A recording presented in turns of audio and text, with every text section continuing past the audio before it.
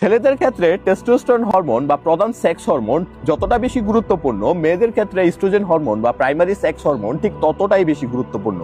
এখন কথা হচ্ছে ইস্ট্রোজেন হরমোনকে এটা কমে গেলে কি কি সমস্যা হতে পারে। দেখেন, এস্ট্রোজেন হরমোন মূলত একটা মেয়ের সম্পূর্ণ মেয়েলি চরিত্র বজায় রাখতে, তাদের কণ্ঠস্বর থেকে শুরু করে, তাদের যৌন চাহিদা থেকে শুরু করে, তাদের গর্ভাশয় থেকে শুরু করে, তাদের শরীরের আকার আকৃতি, তাদের হাড়ের ঘনত্ব, চুল সবকিছু কন্ট্রোল করে হচ্ছে ইস্ট্রোজেন হরমোন।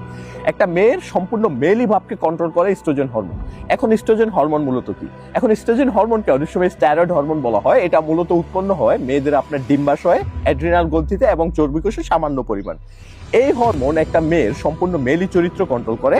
একটা মেয়ের শরীরের গঠন কেমন হবে, তাদের সাইজ কেমন হবে, তাদের বেস্ট সাইজ থেকে শুরু করে তাদের শরীরের সাইজ, তাদের আকার আকৃতি সবকিছু কন্ট্রোল করে। এখন এই ইস্ট্রোজেন হরমোন কমে গেলে কি কি সমস্যা হতে পারে? দেখেন, পুরুষের যেমন টেস্টোস্টেরন হরমোন কমে গেলে পুরুষের মধ্যে পুরুষত্ব ভাবটা থাকে না, মেয়েদের ক্ষেত্রে সেম ইস্ট্রোজেন হরমোন যদি কমে যায় তাহলে মেয়েদের ক্ষেত্রেও তেমন মেয়েলি ভাবটা থাকে না। অনেক সময় দেখবেন কিছু মেয়ে দেখতে মেয়েদের মতো হলেও তাদের চলাফেরা আকার আকৃতি অনেকটা পুরুষের মতো। এমনটা কেন? ওই ইস্ট্রোজেন হরমোন কমে যায় এর জন্য। এখন ইস্ট্রোজেন হরমোন কমে গেলে কি কি প্রবলেম? প্রথমত আপনার হাড়ের ঘনত্ব মেয়েদের ক্ষেত্রে কমে যেতে পারে।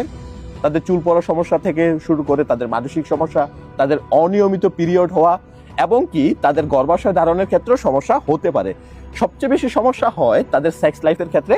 তাদের সেক্সের প্রতি অনীহা থাকে, তাদের স্বামীর প্রতি তাদের তেমন কোনো ইন্টারেস্ট থাকে না এবং কি তারা হচ্ছে মনে করেন বেশি বেশি মুড সুইং হতে থাকে তাদের।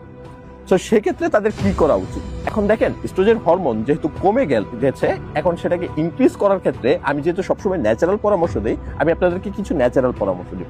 এখন ইস্ট্রোজেন হরমোন বাড়ানোর ক্ষেত্রে বেশ কিছু পদক্ষেপ আপনারা নিতে পারেন। প্রথমত দেখেন, আপনার খাদ্যাভ্যাস।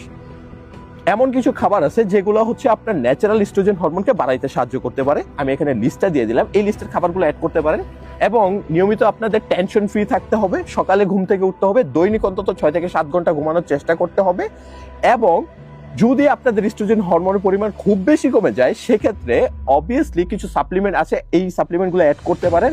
আর যদি মনে হয় যে খুব বেশি কমে গেছে, সেক্ষেত্রে অবভিয়াসলি কোনো ডাক্তারের, অভিজ্ঞ ডাক্তারের পরামর্শ নিয়ে আপনার ইস্ট্রোজেন হরমোন বৃদ্ধির মেডিসিন, ট্যাবলেট অথবা স্পেশাল কোনো থেরাপি আপনারা নিতে পারেন। আর এই ভিডিওটা আপনার ওই সকল ফ্রেন্ডদের সাথে শেয়ার করেন যারা দেখতে মেয়েদের মতো বাট আচরণ করে হচ্ছে আপনার পুরুষের মতো, অথবা আপনার ওই সকল বয়েজ ফ্রেন্ডদের সাথেও শেয়ার করতে পারেন যারা দেখতে পুরুষের মতো কিন্তু আচরণ করে ফিমেলদের মতো।